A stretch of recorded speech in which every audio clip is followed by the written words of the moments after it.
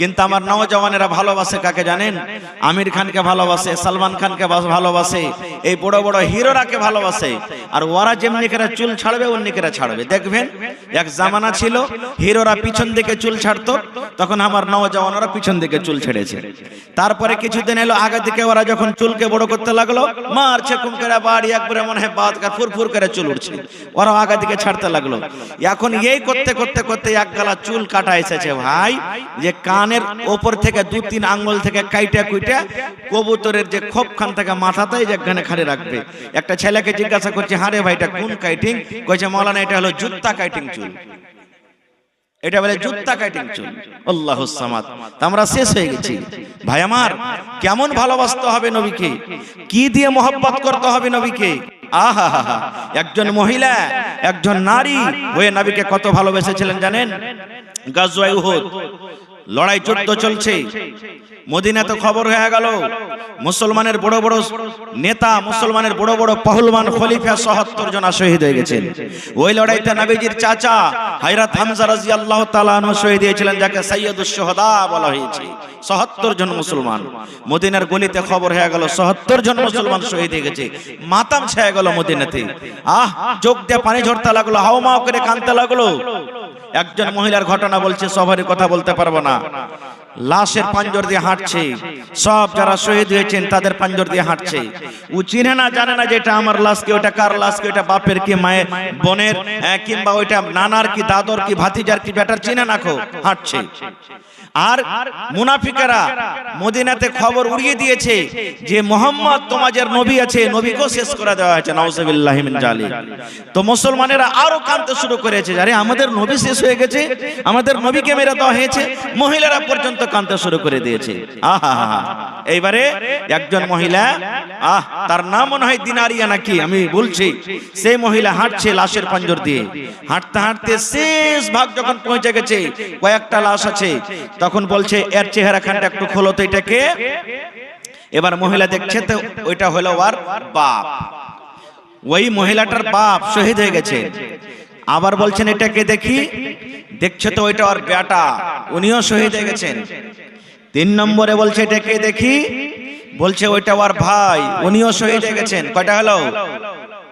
কয়টা হলো যে ভাই, বাপ, ভাই আর বেটা, 3টে হয়ে গেল। 4 নম্বরে বলছে এটা কি দেখি কার মুখ, বলছে ওটা ওর স্বামী শৌহর। কয়টা হলো? 4 জন হয়ে গেল।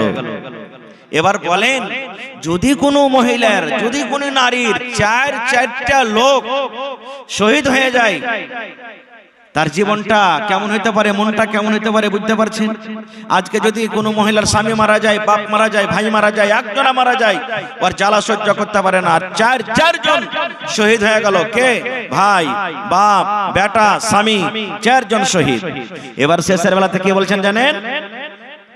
রে মদিনার মানুষেরা,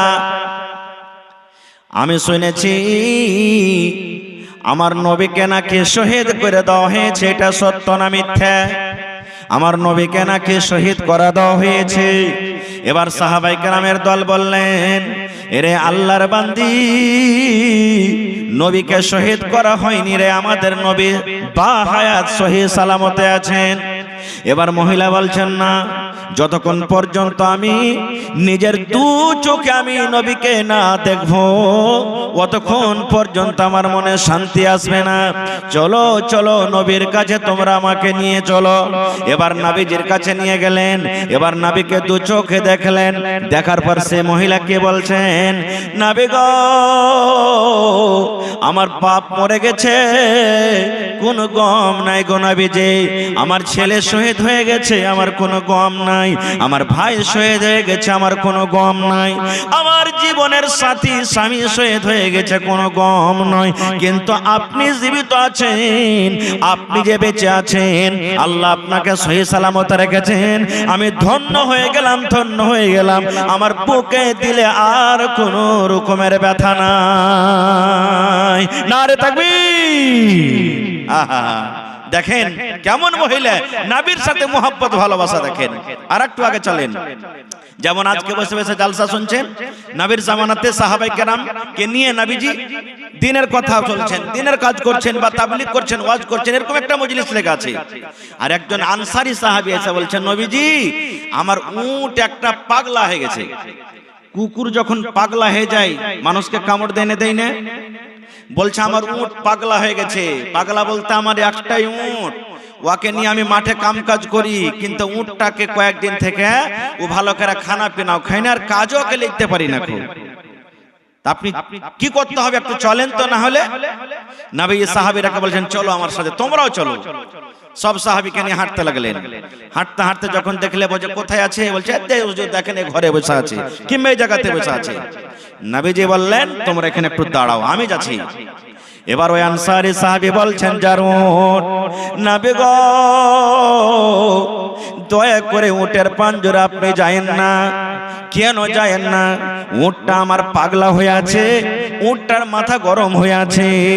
আপনি যদি চলে যাবেন, যেমন কুকুর পাগলা হয়ে গেলে মানুষকে কামড় দিয়ে দেয়, কিচ্ছু বোঝাবুঝি করবে না, এই মতো নবী গো উটটা আমার পাগল হয়ে আছে। আপনি দয়ার নবী, আপনি যখন পাঞ্জরে যাবেন হয়তো আপনাকে ক্ষতি করতে পারে, আপনাকে মারতে পারে, আপনাকে কামড় দিতে পারে। এই জন্য নবী গো দয়া করে আপনি উটের পাঞ্জরে যায়েন না। নবী বললেন তোমরা চুপ করে থাকো, আমার কিচ্ছু হবে না। এক পা দু পা তিন পা করে যখন নবী হাঁটতে লেগেছেন, ওরে সুবহানাল্লাহ, একটা জানোয়ারের মহব্বত দেখেন। একটা মানুষ তো মানুষ, একটা জানোয়ারের ভালোবাসা দেখেন। যখন হাঁটতে লাগলেন ওই উটটা উঠে গেল, আর উঠে যাওয়ার পর আমার নবী ওরে আল্লাহ, যে উটটা পাগল হয়ে গেছিল, যে উটটা কাজে যাচ্ছিল না, আমার নবীকে দেখার পর ওই উট পর্যন্ত নবীকে সাজদা করলেন। সুবহানাল্লাহ পড়বেন না? নবীকে সাজদা করলেন। কিভাবে সাজদা করলেন আল্লাহ জানে, নবীকে সাজদা করলেন।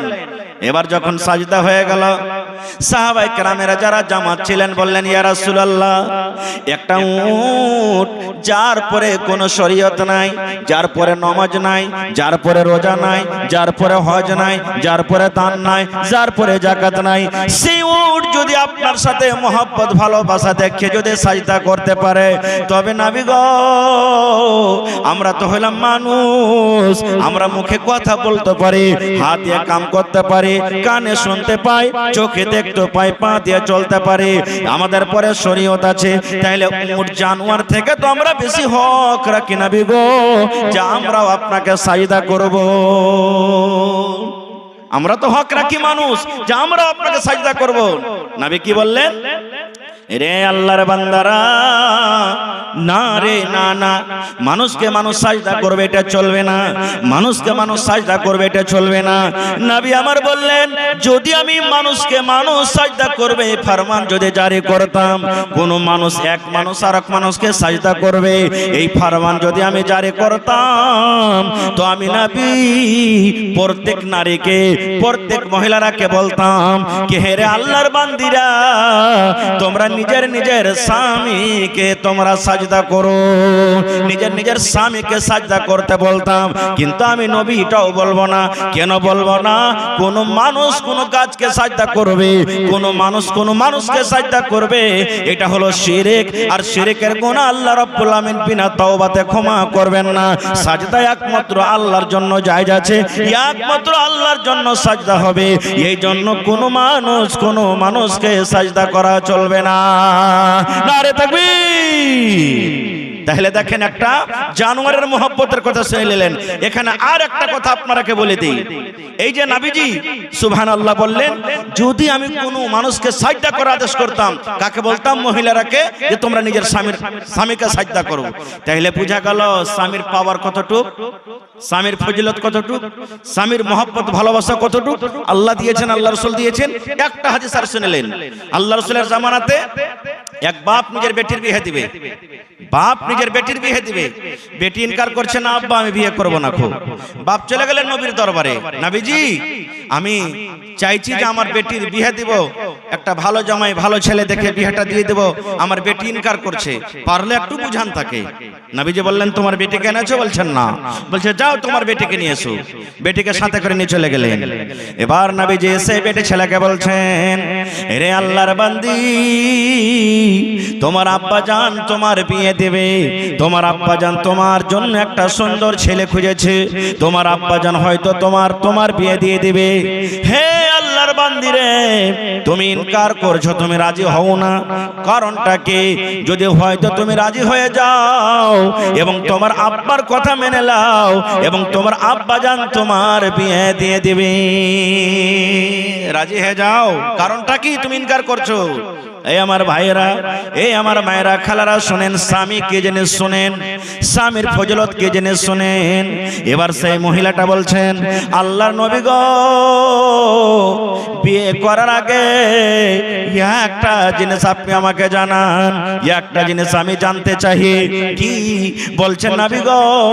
ধরেন আমার বিয়ে হয়ে গেল, আমি শ্বশুরের বাড়িতে চলে গেলাম, যে আমার স্বামী হবে নবী গো, যে আমার পাতি হবে, আমার উপরে আমার স্বামীর কতটুকু হক রয়েছে নবী গো, এই ব্যাপারে আমি অজ্ঞান আছি, এই ব্যাপারে আমার কোনো ইলম নাই, এই ব্যাপারে আমি জানি না, একটু দয়া করে বলেন নবী গো, যে আমার স্বামী হবে, যে আমার পুরুষ হবে, আমার উপরে কতটুকু আমার স্বামীর হক রয়েছে, আমি কতটুকু কি করব নবী গো, যে আমার স্বামীর হক আদায় করতে পারবো, এই ব্যাপারে জানি না, একটু জানান যে আমি আমার স্বামীর কিভাবে কি করব যে আমার স্বামীর হক আদায় করতে পারবো আমি। এবার নবীজি কি বললেন দেখেন, নবীজি শুধু ওই মহিলাকে বললেন, তার জন্য এটা ফতোয়া নয়, যত মহিলারা এসেছেন, যত মহিলারা এখন আছেন, কিয়ামত পর্যন্ত যত নারীরা দুনিয়াতে আসবেন, সমস্ত নারীদের জন্য হলো এটা মাসলা, এটা আমল।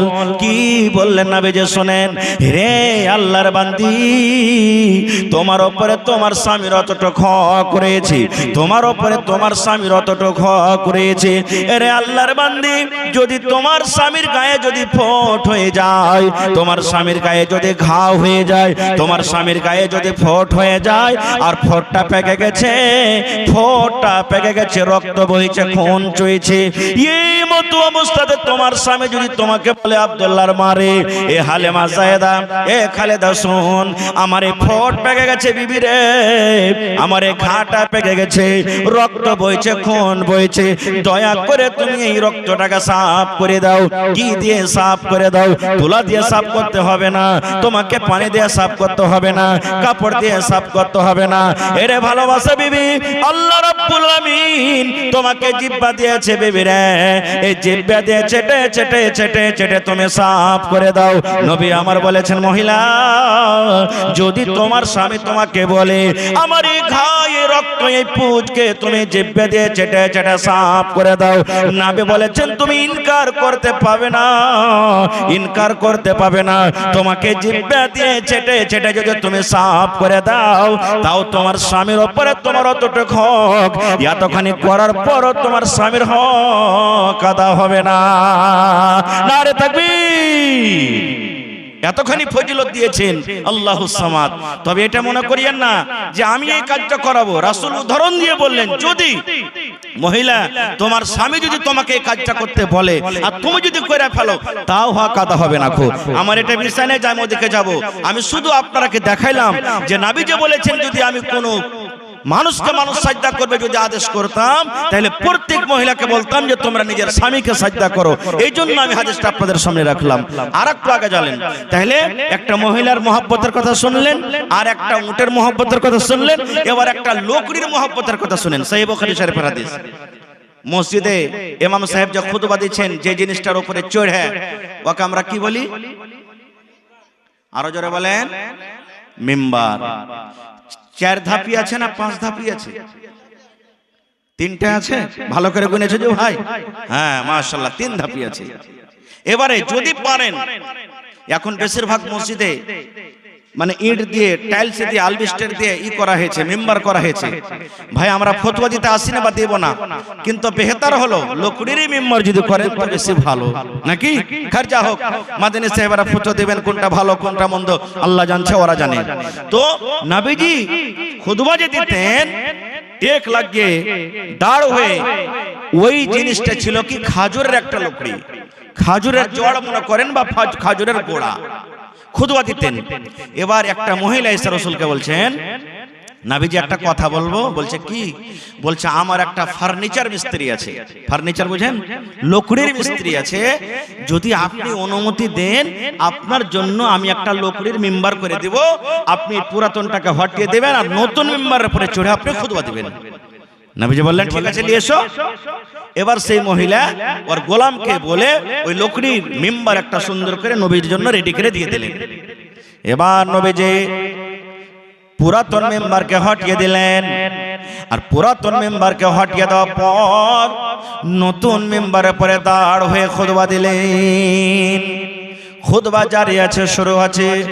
ওরে আল্লাহ, আপনার ভিতরে যখন কোনো দুঃখ চলে আসবে, আপনার ভিতরে যখন কোনো গাম কোনো পেরেশানি চলে আসবে, কষ্ট চলে আসবে, আপনি যখন কাঁদতে শুরু করবেন আপনি আপনার কান্দন বের হয়ে যাবে। এত কাঁদতে কাঁদতে এমন হবে ভিতরে কান্দনটাকে থামতে না পারে হাউমাউ হাউমাউ করে জোর জোর করে আপনি আওয়াজ করে কাঁদতে লাগবেন। হবে না? হবে না? এরকম এরকম হয় না? হয় না ভাই? হয়। এবার নবীজি খুতবা শুরু করেন। সাহাবায়ে কেরামেরা খুতবা শুনছেন, যেমন আজকে আপনারা বসে জালসা শুনছেন, কোনো গল্প নাই, সেই বুখারী শরীফের হাদিস। ওই পুরাতন মেম্বার ওর ভিতরখানা এমন ফেটেছে বন্ধুরে, ওরে আল্লাহ, বাচ্চা যেমন চিলিয়ে চিলিয়ে চেঁচিয়ে চেঁচিয়ে কান্দে, বাচ্চার মতো শেষকি তুলে তুলে তুলে তুলে ওই পুরাতন মেম্বার কাঁদতে লাগলো। সাহাবায়ে কেরামের দল বলেন, ওর কান্নার আওয়াজ মসজিদের ভিতরে যত মানুষ আমরা আছি আমরাও তার কান্নার আওয়াজ শুনেছি। সুবহানাল্লাহ। পুরাতন মেম্বার, আল্লাহ কি করতে পারে না যে ভাই? না পারবে না? ওরে আল্লাহ। এবার দেখেন মজার ঘটনা, এমন কাঁদতে লাগলো, নবীজি আমার মেম্বার থেকে নেমে গেলেন। মেম্বার থেকে নেমে যাওয়ার পর ওই মেম্বারের কাছে চলে গেলেন, পুরাতন মেম্বারের কাছে। এরকম ভাবে তাকে বুকে জড়িয়ে ধরলেন, কিংবা মেম্বারটাকে এরকম ভাবে সুন্দর করে তার গতরে হাত দিতে লাগলেন, এরকম ভাবে হাতটা ছুঁয়ে ছুঁয়ে লাড়তে লাগলেন। এবার বলছেন, চুপো হেরে মেম্বার, তুমি চুপো, এরে গাছ তুমি চুপো, এরে লোকরে তুমি চুপো, কেন কান্দো? আপনারা জানেন আপনার বাড়িতে যখন বাচ্চা আছে, 5 বছর 7 বছর 8 বছর কার বাচ্চা আছে, বাচ্চা কান্দা কান্দা কান্দা এমন বেহুশ হয়েছে রে আল্লাহ, ওর মনটা এমন ভেঙে গেছে, বাচ্চাটাকে যদি আপনি কোলে নিয়ে এলেন আর চুপতে যদি বলেন, চুপার জায়গাতে আরো মন ভেঙে ভেঙে শ্বাস ফুলিয়ে ফুলিয়ে জোর জোর করে কাঁদবে। কাঁদবে না? কাঁদবে না? বাচ্চাকে যত চুপতে বলবেন আরো জোর জোর করে কাঁদবে। নবীজি আমার পুরাতন মেম্বারকে বলছেন, চুপো চুপো চুপ রে, তুমি কান্দো কেন? তুমি চুপো। যেমন নবীজি চুপতে বলছেন, আরো শেষকে তুলে তুলে তুলে তুলে তা সে কাঁদতে আছে। এবার নবীজি বললেন, হেরে পুরাতন মেম্বার, তুমি কান্দো কেন? কান্দার কারণটা কি তুমি কি জানাবে না? কেন তুমি কান্দো? কান্দো কেন? তুমি কান্দার কারণটা কি? এবার পুরাতন মেম্বারের কিন্তু মুখ ফুটে গেল। এবার বলছেন, নবী গো,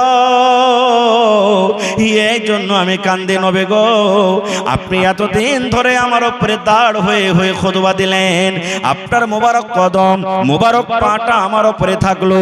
নবী গো, আপনার কথাগুলি আমি আপনার পাঞ্জর থেকে থেকে শুনলাম, কিন্তু আপনি তো এখন আমাকে দূরে করে দিলেন, আমি আপনার থেকে দূরে হয়ে গেলাম। এখন তো আপনার কথা আমাকে দূর দূর থেকে শুনতে হবে। নবী গো, এখন তো আপনি আমার উপরে দাঁড় হয়ে আর খুতবা দিবেন না, আপনার কদমটা আমার উপরে আসবে না, এবং আপনার কথা আমি শুনতে পাবো না, এই জন্য আমি কান্দি। এই আমার নওজওয়ান ভাইয়েরা, এই মায়েরা, খালারা, বুজুর্গরা শোনেন, পরে কি হলো আমি যাব না বলার উদ্দেশ্যে বন্ধুরি, একটা পুরাতন মেম্বার, লোকরির মেম্বার, যার জন্য জান্নাত নাই, যার জন্য জাহান্নাম নাই, যার কিয়ামতে হিসাব হবে না, যার পরে নামাজ নাই, যার পরে রোজা নাই, সেই যদি নবীর কথা শোনার জন্য, সেই যদি নবীর মহব্বত ভালোবাসা পাওয়ার জন্য এত জোর জোর করে চিল্লিয়েছে যে কানতে পারে, তাহলে হায়রে হতভাগা মুসলমান, আমরা হলাম নবীর উম্মত, আমাদের জন্য নামাজ আছে, আমাদের জন্য রোজা আছে, আমাদের জন্য হজ আছে, আমাদের কিয়ামতের দিন হিসাব হবে, জান্নাত আছে, জাহান্নাম আছে, তাহলে সেই নবীর সাথে আমরা কেন মহব্বত ভালোবাসা করতে পারলাম না? নারে তাকবীর! কেমন ভালোবাসা করছে আমি। আর একটা সাহাবীর মহব্বত ভালোবাসার কথা আপনাকে শোনাই। যখন নবীজি বেঈমান মুশরিকদেরকে যন্ত্রণাতে মক্কা ছেড়ে হিজরত করে মদিনাতে চলে গেলেন, রাস্তাতে যেতে যেতে সকাল হয়ে গেল। এবার মুশরিকরা চারিদিকে ছড়িয়ে গেল, এলান করে দিয়েছে যে নবী মুহাম্মদকে ধরে আনতে পারবে, জীবিত হোক কিংবা মৃত্যু, তাকে 100টা উট ইনাম দেওয়া হবে, এলান করে দিলেন। এবার বেঈমান মুশরিকরা নবীকে ধরার জন্য এদিকে ওদিকে এদিকে ছড়িয়ে গেল। রাস্তাতে হাঁটতে হাঁটতে হযরত আবু বকর রাদিয়াল্লাহু তাআলা আনহু বলছেন, নবীজি একটা কথা বলবো। বলছে কি? বলছে সকাল হয়ে গেল আর মুশরিকরা হয়তো আমাকে দেখে নিবে, ধরবে, তো এখানে পাহাড়ে একটা গার আছে, গর্ত আছে, যার নাম হলো সৌর পাহাড় আছে, পাহাড়ের নাম হলো সৌর, সৌর পাহাড় আছে, ওই পাহাড়ে একটা খাল আছে, গর্ত আছে, চলেন ওখানে আমরা দুজন লুকিয়ে যাই। ঠিক আছে চলো। যারা হাজী সাহেব হজ করতে গেছেন, দেখেছেন ওখানে আল্লাহ যদি তৌফিক দিয়ে থাকেন দেখবেন যারা যাবেন। এবার নবীজি বললেন চলো তাহলে আমরা ঢুকে যাই। এবার ঢুকতে যাবেন। এবার দেখেন হযরত আবু বকর রাদিয়াল্লাহু তাআলা আনহু কে বলছেন, নবী গো একটু খানিক আপনি ইন্তজার করেন, একটু খানিক আপনি দাঁড়িয়ে যান। নবী বললেন কেন দাঁড়াবো? বলছে নবী গো এই গর্তের ভিতরে, খালের ভিতরে কতদিন থেকে লোকজন যায়নি, আমিও জানি না, আপনিও জানেন না, আল্লাহ ছাড়া কেউ জানে না। এই গর্ততে সাপ আছে, এই গর্ততে বিচ্ছু আছে, কিংবা কোনো বিষাক্ত জিনিস আছে। নবী গো আপনি ঢুকতে গেলে হয়তো আপনার উপর আক্রমণ করে দেবে, আপনার উপরে হামলা করবে, আমি আল্লাহ রাব্বুল আমিনের দরবারে কিন্তু হিসাব দিতে পারবো না। নবী গো একটুখানি আপনি ইন্তজার করেন, আমি আবু বকর ভিতরে ঢুকবো, হইলে আমার কিছু হবে, সাপে কামড় দিলে আমাকে দিবে, বিচ্ছুতে কামড় দিলে আমাকে দিবে, যদি কষ্ট হয় প্রথমে আমাকে হবে। আমার বেঁচে থাকা কালে আমি আপনাকে দয়ার নবীকে জীবনে আমি কষ্ট দামে ফেলতে চাই না। এবার হযরত আবু বকর রাদিয়াল্লাহু তাআলা ঢুকে গেলেন, সুন্দর করে গর্তকে সাফ করে দিলেন। ওর গায়ে একটা কম্বল ছিল, যতগুলি খাল আছে ছোট ছোট ছোট ছোট খাল আছে, কম্বল ছিঁড়ে ছিঁড়ে ছিঁড়ে কিংবা কাপড় চাদর ছিঁড়ে ছিঁড়ে সমস্ত খালকে বন্ধ করে দিলেন। এবার খাল যখন বন্ধ হয়ে গেল, এবার নবীকে বলছেন নবী গো এখন আপনি ভিতরে চলে আসেন। সব গর্ত বন্ধ হয়ে গেল, কিন্তু একটা খাল বন্ধ করার জন্য কিন্তু কাপড় পাওয়া গেল না। আর কাপড় নেই, একটা খাল আছে, ওকে বন্ধ করবে। এবার আবু বকর রাদিয়াল্লাহু তাআলা নবীকে বলছেন নবীজি এই খালটার উপরে আমি পা দিয়ে দিলাম, যদি থাকে তো আমার পায়ের তলে থাকবে, সব গর্তকে আমি বন্ধ করে দিয়েছি। গোটা রাত আপনি কষ্ট করেছে, আপনি ঘুমাতে পারেননি, আপনি বিছানায় ঘুমাতে পারেননি, এক তো ঘুম আসছে, আর কত আপনি ক্লান্ত হয়ে গেছেন, খাস্তানা হয়েছেন, এখানে বালিশ নাই গো নবীজি। আমি আবু বকর এই আমার রানের উপরে, পায়ের উপরে নিজের মাথাটাকে দিয়ে আপনি ঘুমিয়ে যান। আমি আবু বকর আপনার জন্য নিজের পাটাকে আমি বালিশ করে দিলাম।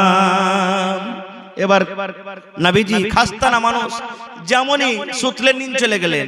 এবার শুনেন ওই খালের ভেতরে মুআররিখিন যারা তারা লিখছেন, ওই খালের ভেতরে একটা বিষাক্ত জানোয়ার কিংবা সাপ ছিল। ওই খাল দিয়ে উঠতে গেল, দেখছে বন্ধু, ওই খাল দিয়ে উঠতে গেল, দেখছে বন্ধু, ওই খাল দিয়ে উঠতে গেল, দেখছে বন্ধু, করতে করতে রে মুসলমান, যেই খালে হযরত আবু বকর রাদিয়াল্লাহু তাআলা পা দিয়ে ঢাকা দিয়েছেন, ওই পায়ের সামনে যখন গর্তের সামনে এসেছে, এমন জোরে তাকে কামড় দিয়েছে। ওরে আল্লাহ, বিষের কারণে হযরত আবু বকর রাদিয়াল্লাহু তাআলা কিন্তু কষ্ট পেতে লাগলেন। আস্তে আস্তে আস্তে করে বিষ চড়তে লাগলো। আপনারা জানেন, যদি বিষাক্ত জিনিসে কামড় দেয় মানুষ মরে যায়, নিঢাল হয়ে যায়, হয় কি হয় না? কতই আবু বকর নবীকে ভালোবাসেন, বিষ আস্তে আস্তে গায়ে চড়ে গেল। ওরে আল্লাহ, কিন্তু আমার নবীকে কিন্তু এখনো জাগান না। এমন বিষ ব্যথা করতে শুরু হয়েছে গা হাত। এবার চোখের পানি থামতে না পারে, চোখের পানি ঝরতে শুরু হয়েছে। পানি ঝরতে ঝরতে নবী আমার তার রানের উপরে মাথা দিয়ে শুয়ে আছেন। এক ফোঁটা চোখের পানি নবীর গায়ে, অর্থাৎ নবীর চেহারা মোবারকে যখন পড়ে গেছে, যখন চোখের পানি যখন হযরত আবু বকর রাদিয়াল্লাহু তাআলা আনহুর চোখের পানি নবীর চেহারাতে পড়ে গেছেন, নবী আমার চোখ খুলে দেখছেন, আরে আবু বকর তো কাঁদছে, চোখ দিয়ে তার পানি ঝরছে। এবার নবী বলছেন, আবু বকর, বাড়ির কথা কি তোমার মনে পড়ে গেছে নাকি? মক্কার কথা কি তোমার মনে পড়ে গেছে? বিবি বাচ্চা বলে কি তোমার মনে আসছে? বাড়ি ঘরের মায়া মহব্বত কি তোমার দিলে চলে এসেছে, এই জন্য তুমি কান্দো? এইবার আবু বকর বললেন, নবী গো, বাড়ি বলে আমার মনে আসেনি, ছেলে মেয়ের জন্য আমি কান্দিনি, তবে কেন কান্দো? বলছে, নবী গো, এই জন্য আমি কান্দি নবী গো, যে আমার পায়ে কোনো বিষাক্ত জানোয়ারে কামড় দিয়েছে, ওই বিষের কাতরে আমি নিজের কান্নাটাকে আমি সহ্য করতে পারি না। যেমন নবী যে শুনলেন কামড় দিয়েছে, তখন নবী বলছেন, আবু বকর, কেন তুমি আমাকে জাগাওনি? বলছেন, ইয়া রাসূলুল্লাহ, এই জন্য আপনাকে জাগানি নবী গো, গোটা রাত আপনি হেঁটে হেঁটে এসেছেন, গোটা রাত আপনি জেগে আছেন, আপনি ঘুম পাড়েননি, আর আপনাকে যদি আমি উঠিয়ে দেব, হয়তো আপনি দয়ার নবী কষ্ট পাবেন, আপনি কষ্ট পাবেন, আর আপনার কষ্ট আল্লাহ রাব্বুল আমিন কিন্তু সহ্য করতে পারবে না। হয়তো আমার জীবনের আমল নষ্ট হয়ে যাবে, জীবনের আমল আমার বরবাদ হয়ে যাবে, এই জন্য আপনাকে আমি কষ্ট দেনে। এইবারে মুসলমান, নবী যে একটু থুথু নিলেন মুখ থেকে, আর নেওয়ার পর যেই জায়গাতে কামড় দিয়েছে লাগিয়ে দিলেন। যেমনই লাগিয়ে দেওয়া, এটা নবীর মুজিজা, সাথে সাথে সাথে সাথে সব কিন্তু ভালো হয়ে গেল। নারে তাকবীর! হয়নি, হবে না, হতে পারে না, আমার নবীর সাথে কারো তুলনা, হয়নি, হবে না, হতে পারে না, আমার নবীর সাথে কারো তুলনা। হায়রে তুলনা তো দূরের কথা, ছায়াও মিলে না, হয়নি, হবে না, হতে পারে না, আমার নবীর সাথে কারো তুলনা, হয়নি, হবে না, হতে পারে না, আমার নবীর সাথে কারো তুলনা। সকল নবী রাসূল ছিলেন খোদার দেওয়ানা, সকল নবী রাসূল ছিলেন আল্লাহর দেওয়ানা। দু নয়নে দেখবো আল্লাহ ছিল তামান্না, আরে মোর নবীকে ডেকে নিলেন, আরে মোর নবীকে ডেকে নিলেন, দেখবে রব্বানা। হয়নি, হবে না, হতে পারে না, আমার নবীর সাথে কারো তুলনা, হয়নি, হবে না, হতে পারে না, আমার নবীর সাথে কারো তুলনা। ইউসুফকে দেখে যারা আঙ্গুল কেটেছে, তারা কি আমার নবীর রূপ দেখেছে? ইউসুফকে দেখে যারা আঙ্গুল কেটেছে, তারা কি আমার নবীর রূপ দেখেছে? আরে দেখতো যদি কেটে দিত, আরে দেখতো যদি কেটে দিত কলিজাখানা। হয়নি, হবে না, হতে পারে না, আমার নবীর সাথে কারো তুলনা, হয়নি, হবে না, হতে পারে না, আমার নবীর সাথে কারো তুলনা। যার শানে আল্লাহ তাআলা করলেন ঘোষণা, খলকে আজিম আমার শাহে মদিনা, যার শানে আল্লাহ তাআলা করলেন ঘোষণা, খলকে আজিম আমার শাহে মদিনা। মুসলমান নবী ছাড়া কিছুই মানে না, মুমিন কোরআন ছাড়া কিছুই বুঝে না। হয়নি, হবে না, হতে পারে না, আমার নবীর সাথে কারো তুলনা, হয়নি, হবে না, হতে পারে না, আমার নবীর সাথে কারো তুলনা। নারে তাকবীর! আর একটা মহব্বতের কথা বলবো। ইচ্ছা ছিল ভাই 2-3 ঘন্টা আপনাদের সামনে বয়ান রাখবো, কিন্তু আমার পর আরো দুজন বক্তা আছেন, বিখ্যাত আলিম, তারা ওরাও শুনতে হবে। একটা হাদিস আর বলবো। আল্লাহ রাসূল সাল্লাল্লাহু আলাইহি ওয়াসাল্লাম একদিন সাহাবায়ে কেরামকে বললেন, হে আমার সাহাবীর দলেরা, তোমরা দান করো, সাদকা করো, যে যা পারবে বাড়ি থেকে নিয়ে এসো, দাও, দান করো। আজকে যেমন জালসা লাগানো হয়েছে, মাদ্রাসার জন্য আপনাদের কাছে কিছু চাওয়া যাবে, নবীজি বললেন দান করো। সাহাবায়ে কেরাম নিজের বাড়ি চলে গেলেন, যে পারলেন খাজর দিলেন, কেউ উট দিয়ে দিলেন, কেউ গরু দিয়ে দিলেন, কেউ ভেড়া দিলেন, কেউ সোনা দিলেন, কেউ চাঁদি দিলেন, সব সাহাবারা যে যা পারলেন দিলেন। দুটা সাহাবীর মাত্র কথা বলবো 2 মিনিটে। হায়রা তোমার ফারুক রাদিয়াল্লাহু তাআলা আনহু মজলিসে মজুদ, কি বলছেন? আল্লাহ যে আমি আবু বকরকে দান করে জীবনে কোনোদিন জিততে পারেনি, আবু বকর সারা জীবন আমলে আমার থেকে আগে আছে, কোনদিন তাকে আমল করে যেতে পারেনি। আল্লাহ এখন আমাকে মাল দিয়েছে, আল্লাহ আমাকে দৌলত দিয়েছে, আবু বকর থেকে আমার কাছে টাকা বেশি আছে, আবু বকর থেকে আমার কাছে যাও বেশি আছে, আবু বকর থেকে আমার কাছে জানোয়ার বেশি আছে। এই জন্য আল্লাহ জি আজকে আমি দান করে হযরত আবু বকরকে আমি জিতবো। সুবহানাল্লাহ। বলছেন আজকে আমি আবু বকরকে দান করে জিতবো। পাল্লা পাল্লি শুরু করে দিলেন। কতটি দান করলেন? বাড়ি চলে গেলেন, খাতা কলম নিয়ে হিসাব করতে লাগলেন। হিসাব করে করে করে করে মালকে 2 ভাগ করলেন। কয় ভাগ? কয় ভাগ করলেন ভাই? 2 ভাগ করলেন। 2 ভাগ করার পরে 1 ভাগ নিজের মেয়ে ছেলের জন্য বাড়িতে রেখে দিলেন, আর 1 ভাগ মাল আল্লাহর নবীর দরবারে হাজির করে দিলেন। এই সমস্ত দান ধ্যান দেখা পর হযরত আবু বকর রাদিয়াল্লাহু তাআলা আনহু বাড়িতে গেলেন। বাড়িতে যাওয়ার পর বিবিকে বলছেন, বিবি রে, নবী দানের কথা বলেছেন রে বিবি। আমি ওমরকে দেখলাম মালকে 2 ভাগ করার পর 1 ভাগ মাল বাড়িতে রেখেছে, 1 ভাগ জমা করে দিয়েছেন। আমি আব্দুর রহমান বিন আওফকে দেখলাম খাজুরের বস্তা, পটলের বস্তা দিয়ে দিলেন। আমি ওসমানকে দেখলাম সোনার টাকা, চাঁদির টাকা, উট আর ঘোড়াও দান করে দিয়েছি। বিবি রে, আমাকে দান করতে হবে, দান করার জন্য কিছু বাড়িতে আছে কিনা? আছে বিবি কিছু? ওনার স্ত্রী বলছেন, কি স্বামী গো? আছে 1 সা, অর্থাৎ 2.5 কিলো কিংবা 3.25 কিলো। এই যে আমরা ফেতরা দিচ্ছি, 2.5 কিলো চাল কিংবা 3.25 কিলো চাল, একে 1 সা বলা হয়। তো বলছেন 1 সা যাও কিংবা যাওয়ের আটা আছে। বলছে আর কিছু নাই? না তো না। হযরত আবু বকর মনে মনে বলছেন, আল্লাহ, উমর এত বড় বড় করে দান দিলে, উসমান এত বড় বড় দান দিলে, আব্দুর রহমান বিন এত বড় বড় দান দিলে, অমুক সাহাবী এত মোটা মোটা করে দান দিলে, আর আমি অল্প এত বড় সাহাবী, অল্প কিছুটা আমি যাও কিংবা যাওয়ের আটা কেমন করে নিয়ে যাব? কেউ যেন দেখতে না পায় একটা চাদর গায়ে দিয়ে নিলেন বড় ধরনের, আর বুকে চেপের করে নিয়ে হাঁটতে শুরু করলেন। ঢেরি যে রাখা আছে, ঢেরিতে ঢেলে দিলেন। ঢেলে দেওয়ার পর এবারে নবীজি কি বলছেন দেখেন, দান সব শেষ হয়ে গেল। এবার নবী ওসমানকে বলছেন, ওসমান তুমি কি দিয়েছো? নবীজি আমি অমুক জিনিস দিয়েছি। হায়রাত নবীজি আব্দুর রহমানকে বলছেন, আব্দুর রহমান কি দিয়েছো? নবীজি আমি অমুক দিয়েছি। নবীজি বলছেন, উমর রে, তুমি কি দিয়েছো বাবা বলো তো? উমর ফারুক মনে মনে বলছেন, আজকে আমি আবু বকরকে দান করে জিতবো রে, কারণ আমি আজকে মালের হাফ দিয়ে দিয়েছি। এইবার হযরত উমর বলছেন, ইয়া রাসূলুল্লাহ, আমি মালকে 2 ভাগে ভাগ করেছি, 1 ভাগ মাল নিজের ছেলে মেয়ের জন্য রেখেছি, আর 1 ভাগ মাল আমি আপনার দরবারে হাজির করে দিয়েছি।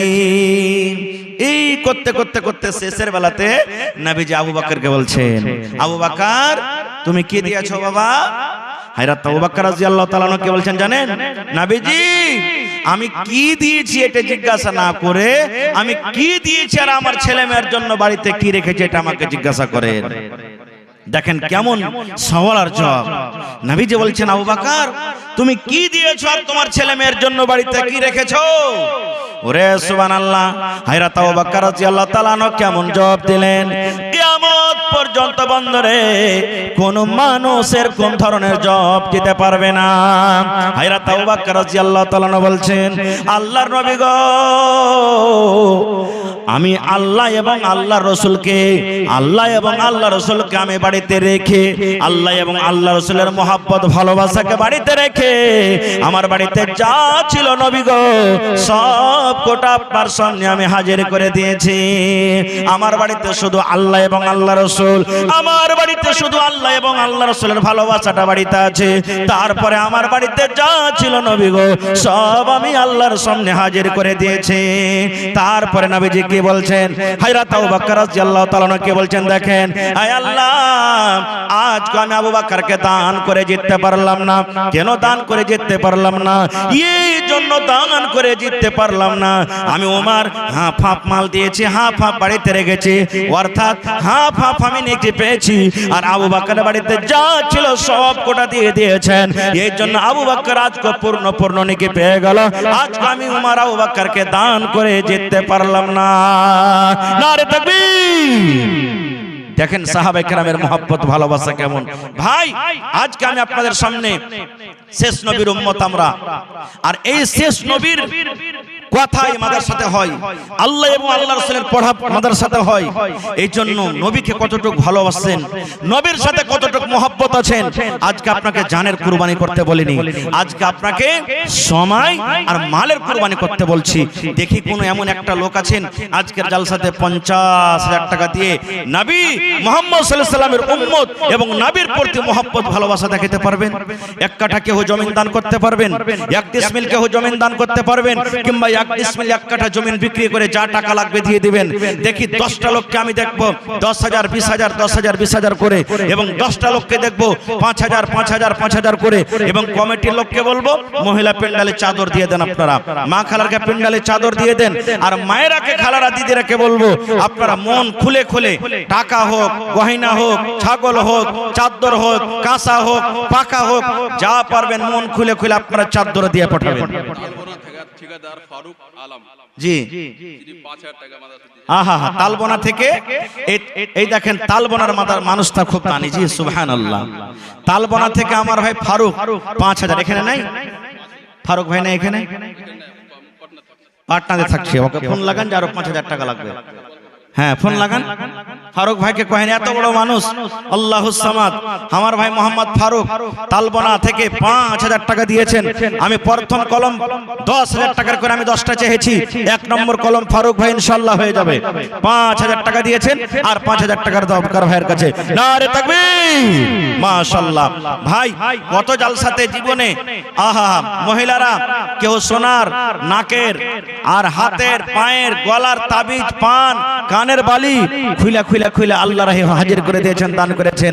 আজকে কোনো মা, খালা, দাদি, নানি নেই যে আজকে মাদ্রাসার জন্য, কোরআনের জন্য আমি একটা নাকের দিয়ে দেব, কানের বালি দিয়ে দেব, হাতের আংটি দিয়ে দেব, পার পায়াল দিয়ে দেব, কিংবা কাঁসার বদনা, কাঁসার বার্তান দিয়ে দিব। ছাগল বকরি তো মেলায় পাওয়া গেছে।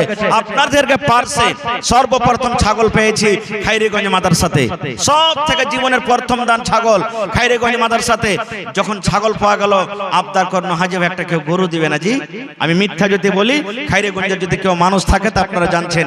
একটা লোক বলছেন মাওলানা একটা গরু গলা দান করে দেন, দোয়া করে দেন। আজকে আমার এই বানগাম্মা গ্রামে কেউ নেই। আহা হা হা, এই দেখেন মোহাম্মদ মুসার স্ত্রী 500 টাকা আর 2খানটা হাতের বালা দিয়ে দিয়েছেন। নারে তাকবীর! আহা হা হা, এই দেখেন এই গহনা কত ময়ের জিনিস রে ভাই, কত মোহাব্বতের জিনিস, কিন্তু নবীর মোহাব্বতের আগে কিছু নয় নাকি? সুবহানাল্লাহ। রব্বানা যালামনা আনফুসানা ওয়া ইল্লাম তাগফির লানা ওয়া তারহামনা লানাকুনান্না মিনাল খাসিরিন। রব্বানা আতিনা ফিদ দুনিয়া হাসানা ওয়া ফিল আখিরাতি হাসানাতাও ওয়া কিনা আযাবান নার। আল্লাহ, তোমার বান্দি মুসা সাহেবের স্ত্রী হাত থেকে 2খানা বালা, উপর থেকে 500 টাকা দিয়ে দিলেন। ভাই ওমর ফারুক সাহেব তালবনা থেকে 5,000 টাকা জমা করে দিলেন। আরো একজন ভাই 300 টাকা দিয়ে দিলেন।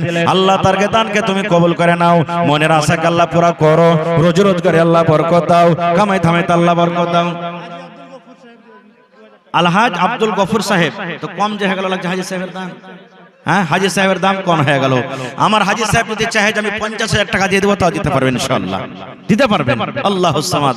তো আমার শ্রদ্ধেয় আলহাজ আব্দুল গফুর সাহেব নেকিরি কাজ করতে এসে গুনাহ করেন, তাহলে কিন্তু আমলটা তো নষ্ট হয়ে গেল। এই জন্য যারা লাগালছেন ভাই লাগিয়ে দেবেন, আর সামনে থেকে কিন্তু কেউ এরকম ঘেননা তাসবির লাগাবেন না কেউ। আল্লাহ যেন হেদায়েত দেয়, আল্লাহুম্মা আমিন। ভাই যা হোক, আমার সময় মোটামুটি 1 থেকে 1.5 ঘন্টা আমি বুঝতে পারছি। তো আমি বেশি কথা বলবো না, 15 থেকে 20 মিনিট আপনার সামনে 2-4টা হাদিসের কথা বলবো। আমরা কোন নবীর উম্মত ভাই? কথা বলেন। বাঙালের মানুষ যদি হয়তো তো গণ করে কথা বলতে কতক্ষণজি, আর বাংলাদেশে তো জানতেই পারছেন যে বক্তার থেকে ওরা 3 ডাবল বলবে, বলে না বলে না। তা আপনারা এসেছেন, আমরা কোন নবীর উম্মত? মুহাম্মদ সাল্লাল্লাহু আলাইহি সাল্লামের উম্মত। আজকে এসেছেন, কিছু শিখে যেতে হবে আপনারাকে। আমরা এমনই নবীর উম্মত, সুবহানাল্লাহ, যে নবীর ফজিলতের কোনো শেষ নেই, যে নবীর ফজিলত, যে নবীর মর্যাদা আল্লাহ তাবারাক ওয়া তাআলা এত বর্ণনা করেছেন যে আজকে আমি বলে শেষ করতে পারবো না। অন্য অন্য কিছু নবীও খাহিশ করেছেন, তামান্না করেছেন যে আল্লাহ আমি যদি নবী হয়ে না হয়ে যদি শেষ নবীর উম্মত করতেন আল্লাহ, তো আমার জন্য কত ভালো হইতো। সেই নবীর উম্মত আজকে আমরা এখানে বসে আছি। ভাই মুসলমান, তাহলে সেই নবী সাথে আমরা কি ব্যবহার করতে হবে? আল্লাহ রাসূল সাল্লাল্লাহু আলাইহি সাল্লাম একদিন ওমর রাদিয়াল্লাহু তাআলা আনহুর হাত ধরে আছেন, রাস্তা দিয়ে হাঁটছেন বা ধরে আছেন। ভালো করে শুনবেন নওজওয়ান, আপনারা বিশেষ করে শুনবেন। নবীজি ওমরকে বলছেন, ওমর তুমি আমাকে কতটুকু ভালোবাসো বাবা? নবীজি ওমরকে বলছেন, ইসলামের দ্বিতীয় খলিফা যিনি হয়েছেন, বলছেন বাবা তুমি আমাকে কত ভালোবাসো? তো হযরত ওমর রাদিয়াল্লাহু তাআলা আনহু কি বলেছেন জানেন? নবীজি আমি আমার ছেলে, আমার মেয়ে, আমার মা, আমার বাপ, জায়েদ মানে বাড়ি ঘর সম্পদ সব থেকে বেশি আপনাকে ভালোবাসি, শুধু আমার জান খান ছাড়া। মানে আমার জান খান বাদ দিয়ে আপনাকে সব সব জিনিস থেকে বেশি ভালোবাসি। তখন নবীজি বললেন কি, ওমর এখনো তুমি পূর্ণ মুসলমান হওনি, এখনো তুমি পূর্ণ ঈমান আমার পরে আনতে পারোনি। হযরত ওমর রাদিয়াল্লাহু তাআলা আনহু হুঁশিয়ার মানুষ, তো পট করে তখন বুঝলে যে আমার ভুল হয়ে গেছে। তখন নবীকে বলছেন, ইয়া রাসূলুল্লাহ আমি আমার জান থেকেও আপনাকে বেশি ভালোবাসি। সুবহানাল্লাহ। তখন নবীজি বললেন, হ্যাঁ এতক্ষণে তোমার ঈমান পূর্ণ হয়েছে। একটা হাদিস শুনলেন আপনারাকে, যে নিজের ছেলে মেয়ে, ভাই বোন, ভাতিজা, বিবি, বাচ্চা, সোনা চাঁদি, গরু ছাগল বকরি, দুনিয়াতে যত কিছু আছে সব থেকে বেশি ভালোবাসতে হবে কাকে? কথা বলেন, কাকে ভালোবাসতে হবে? নবী মুহাম্মদ সাল্লাল্লাহু আলাইহি সাল্লামকে ভালোবাসতে হবে।